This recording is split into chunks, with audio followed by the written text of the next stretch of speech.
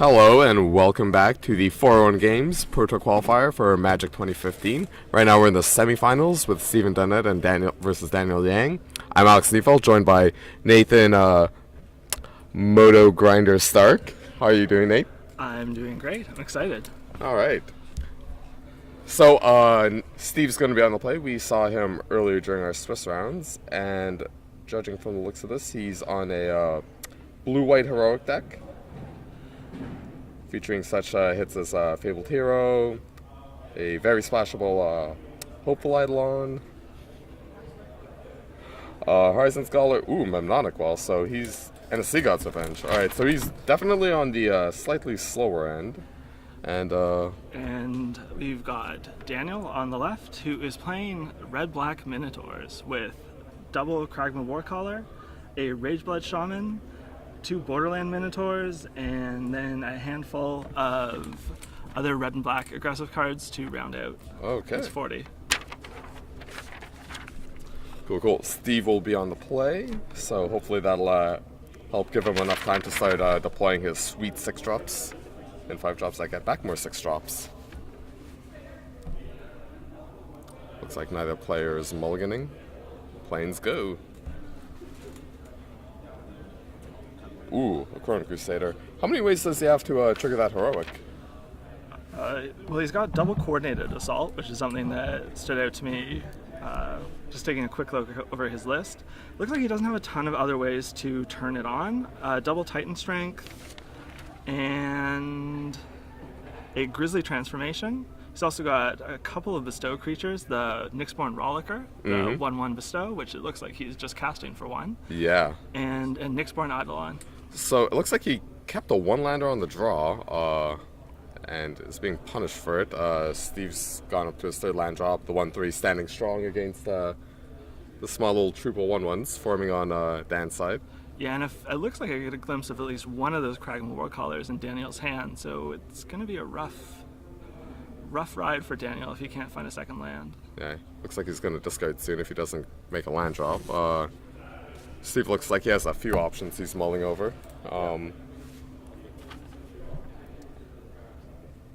Let's see what they could be. Okay, just bestowing Hopeful Eidolon and gaining 2 life off the heroic trigger. And bashing in. Looks to be gaining another 2. Yoked Ox never looked so good. It's going to be a coordinated assault.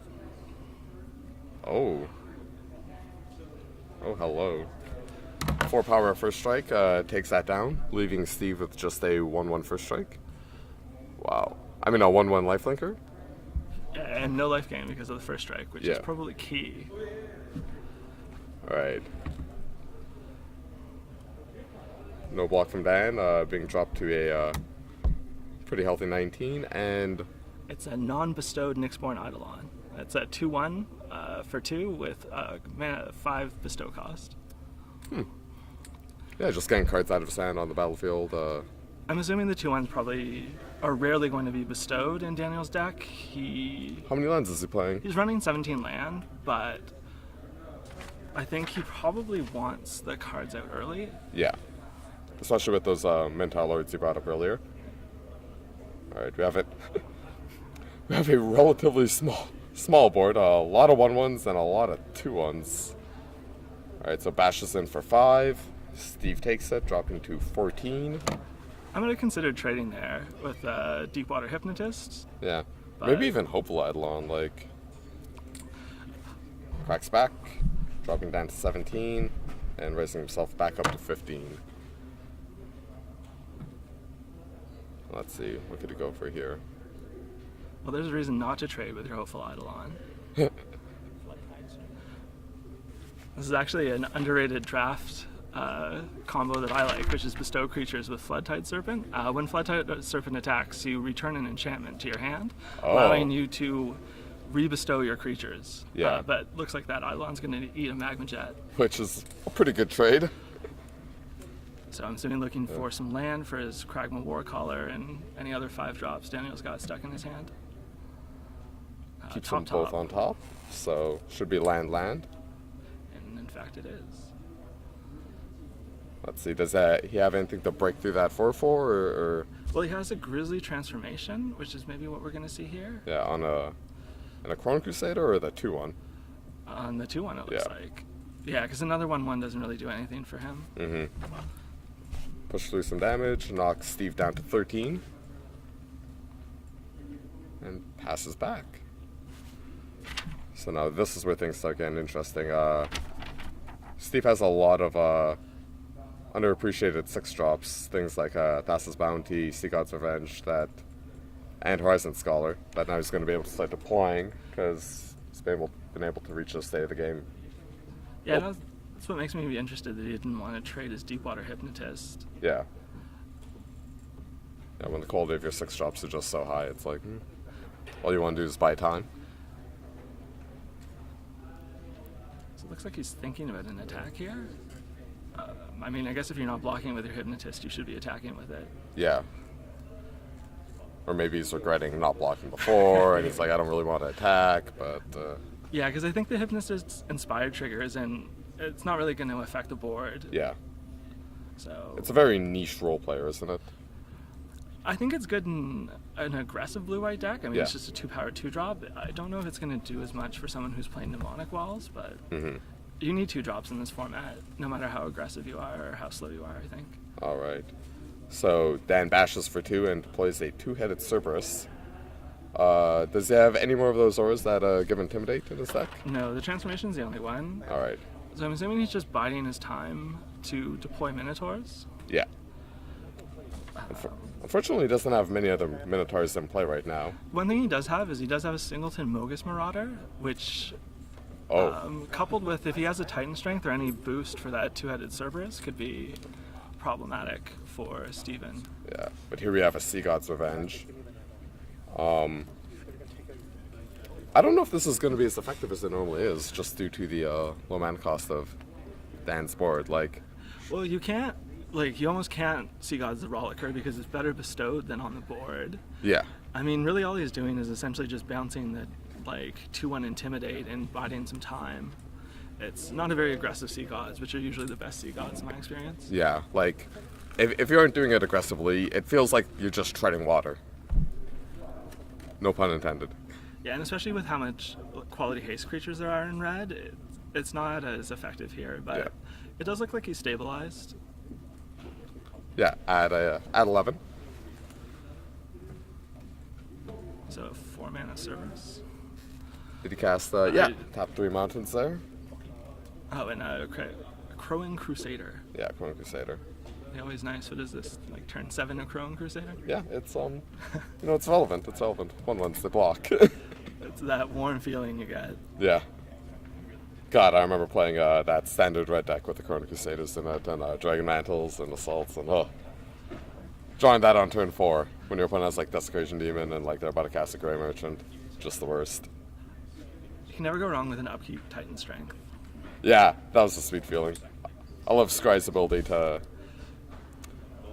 instant effects with Scry, just so sweet to cast on your upkeep, dig to a good draw. Yeah, and one thing that Daniel does have is double Titan Strength. So, like I said, I think his path to victory here, a Mogus Marauder and a Titan Strength on his Cerberus is, will be lights out. Yeah. Even just, if he gets, It's a rebuy on the Sea God's Revenge with Mnemonic Wall.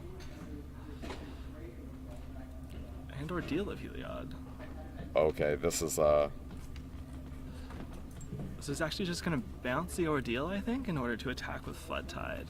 Looks like the plan that Steven has, at least. And Daniel's reading Flood Tide Serpent, not the most common draft card. Like I said, I have some affection for it as a common last pick Born of the Gods draft card.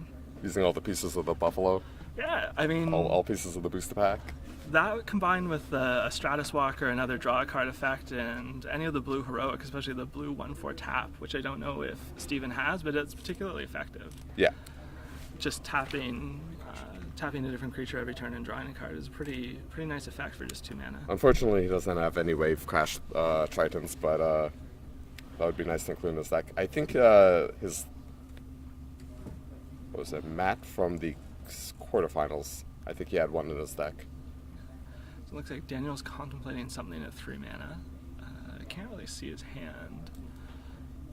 There's the upkeep's Titan Strength. So, as you said, yeah. always a solid feeling. Yeah. I'm assuming he's probably looking for the Marauder. Yeah, or he already has it and it's Yeah. just been sculpting the sport state. And what do we have here? There's the Marauder. Mogus Marauder, yeah. It's as you predicted. So he plays the Nyxborn Eidolon before the Marauder in order Yeah, to get the to extra get his back devotion devotion. count. This is lethal, isn't it? Yeah, Yeah, this is Steve's lethal. 11. Because it's Super sits for 8. Marauder for 2, and a black creature for 2. yeah. So he just swings with everything here. Yeah. Does Mogus Marauder give haste and intimidate? Haste and Intimidate. Yeah. Okay. So he just targeted something else. He targeted itself in the two-headed Cerberus because he has 2 black. Oh yeah, devotion. yeah, his devotions too. For some reason I thought it was 3. Yeah. So Steven can put a Deepwater Hypnotist on a 1/1 and a 4/4 on a 1/1, but I think he's still taking. He's taking 8 from the Cerberus, 2 from the Marauder. 11. 11. Yeah. Okay. 11 exactly. My capacity to do basic math, unchallenged. Yeah.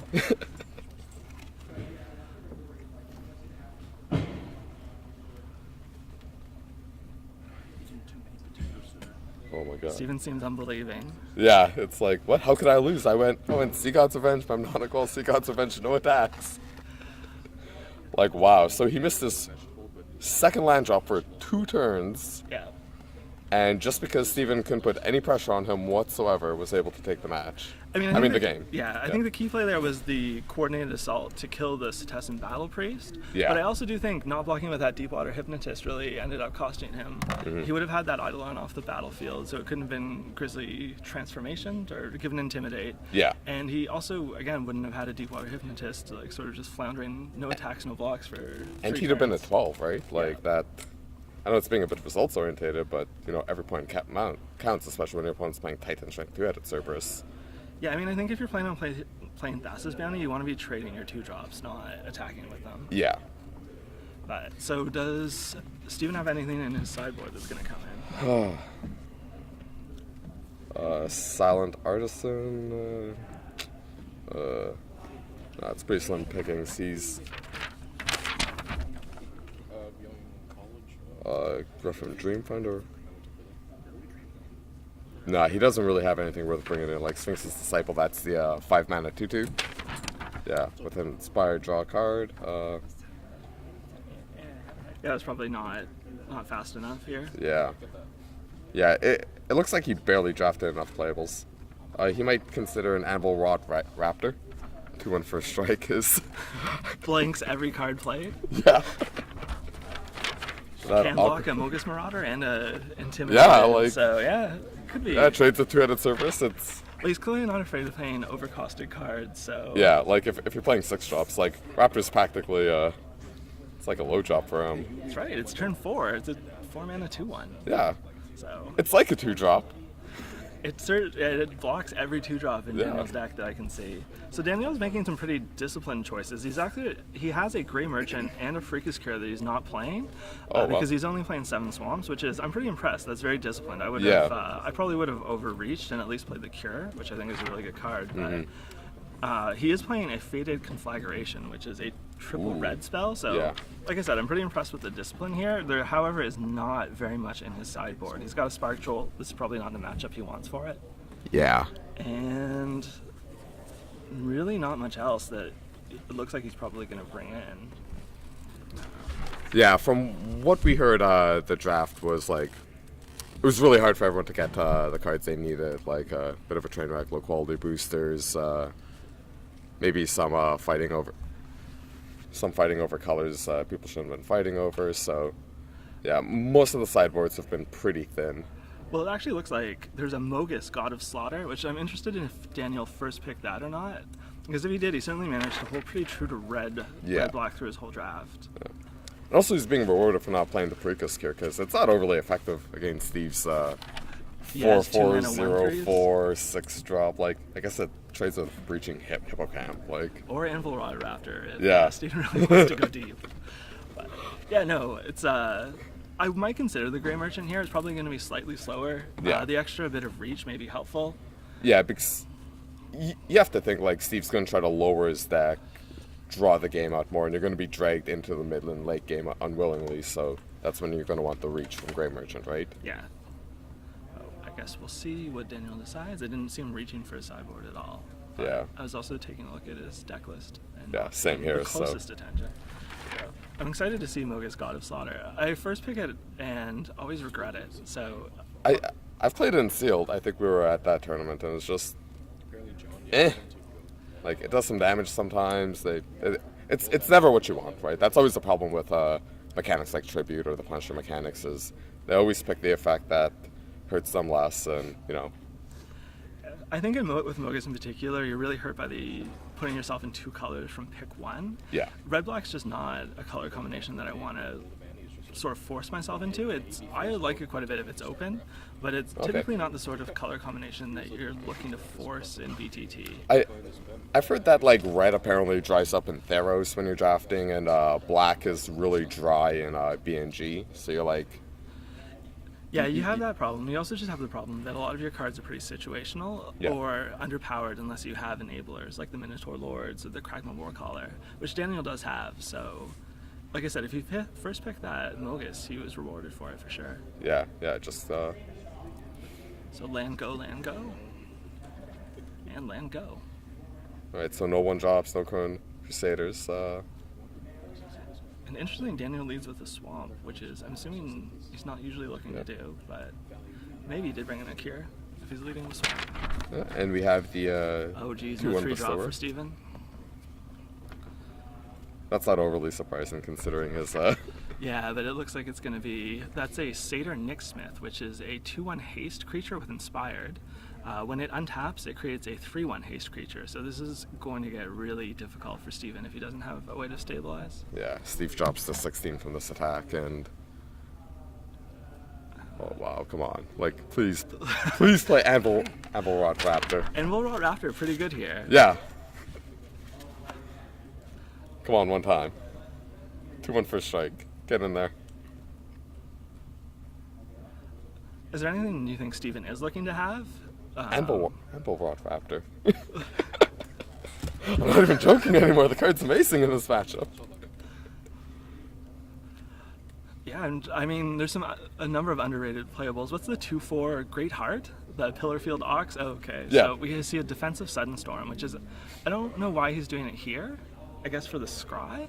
But if he does it on Daniel's turn, he wants to prevent the Inspired trigger from happening on the Satyr Nicksmith. So that makes sense. Okay. And we see an untap. Alright, we have a 3-drop coming in. Bloodtoll Harpy, 19 to 15 in Dan's favor. Another 2/1 flyer, although a slightly more common one. So, I have a feeling we might be seeing a Memnonic Wall getting back a Sunstorm. Or a Floodtide Serpent, something big here. Yeah, some dirty blue 5-drop we're going to probably see. Yeah, because Steven did keep his 7, right? So I'm curious to know what his plan was. Or I guess you will see what his plan is. It's very unlikely he's going to be double spelling this turn just due to how the game played out. But I could be wrong here. Hero of Iroas, a rare from Born of the Gods. It has Heroic, and it reduces the cost of enchantments by 1. Alright, so almost despite me, he goes double spell. Steven representing Triton Tactics, I no, guess. Yeah? No, you have to pay 3 mana Yeah, to 3 get mana. the through on, yeah. Which is not a bad rate. It looks like he's choosing to do that, which I'm not surprised. Yeah. Anyone who's playing Nyxborn Rollicker typically will have enough stuff to do it as mana at 4. Oh wow, this is definitely a coordinated assault in Daniel's hand. He's certainly repping that, or I suppose Titan Strength, though Titan Strength isn't that great here. No. Well, it's, I don't know, like, at least the hero trades with 2 cards, assuming Steve doesn't have Triton Tactics, which it looks like he doesn't. And it is the coordinated assault, yeah. Alright. So he's hitting through for 6-8 damage? It's 2, 4, and 4 is 8, yeah. Yeah. Knocking Steve down to 7, because he didn't block with his hero. And Yeah, I mean, it looks like Steven has a quasi-enchantment something. I mean, I guess everything in Theros has some sort of enchantment something, but there's possibility that he needs to get value out of the hero in order to stabilize. Yeah. So I can see not wanting to trade there. You did see Coordinated Assault and Titan Strength last game, so... I mean, mostly, like I said, I'm just curious to know what his plan was. Like, he couldn't have had the 2 drops in his hand when he started. Yeah, he must have drawn them as, like, on his 4th, 5th, and 3rd turn, right? Well, not even his 3rd turn, right? Because he probably would have played one of them at least. Yeah, well, he passed his first 3 turns without casting a spell, Yeah. which is never a good place to be in this format. So I don't think he can attack here, but if he has a Sea Gods, maybe he's thinking that will stabilize, but... Like, would you bounce a token of Blood Toll Harpy and a Haster? Like, yeah, one of the creatures has haste and one of the creatures has bestow, making bounce not as effective. and the other one has a come into play trigger that does the damage to you, like. Yeah. Alright, so, So Scholar of Athreos. yeah, so basically a Horn Turtle. Yeah. Yeah, just the 1/4. So we're going to see an Inspired trigger and probably pay? Yeah. Yeah, just keep flooding the board with these 2/3s. With Steve at 7, right, he's going to be able to force through lethal very easily. So he leaves a double black. Freakus There's Gear. a Freakus Gear, Yeah. yeah. Gaining a much needed 2 life. So he did bring in the Freakus Gear, seeing only 1 target for it. Yeah, that's, And that's and game. boom, he takes the game. So, Dan demonstrating the need to generate tempo, get out on the board early, press your advantage. It's really hard to play defensively in this format. Yeah, I mean, I think it just demonstrates the power of attacking in this format versus the power of not attacking in this format. Yeah, like defensive Sea God's Revenge is like just not where you want to be. Even there was a defensive Sudden Storm. Like, all those tempo spells are so powerful when you're able to cast them and you're putting pressure on your opponent, but they just clearly don't do very much when you are defending. Yeah. All right. Well, that's it for this round. Stay tuned for the finals coming up after this.